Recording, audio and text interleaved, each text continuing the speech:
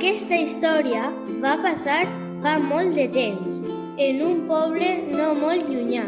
Hi havia dos veïns totalment contraris. La Quaresma era muciaca i muciosa. El Carnestoltes estava gros i panxut i només tenia ganes de festa. Un dia, el senyor Carnestoltes va voler gastar una broma. Es va disfressar de rei i va demanar a tots els habitants fer una gran festa. I així ho van fer. Durant diversos dies van estar tots i totes disfressats, Amb la cara tapada, ballant, menjant i beguent. La vella Quaresma, amb cara de pomes àgries, ho veia tot des de sa casa. Estava patint, doncs ella només volia pau i tranquil·litat.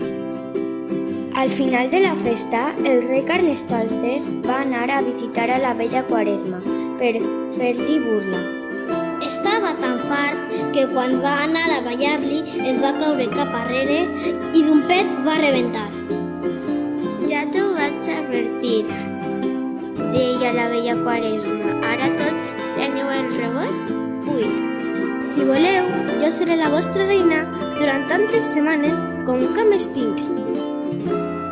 Els veïns van acceptar, però el que no sabien és que la vella Quaresma tenia no 2, sinó 7 cames. Així que van estar 7 setmanes d'abstinència i dejú.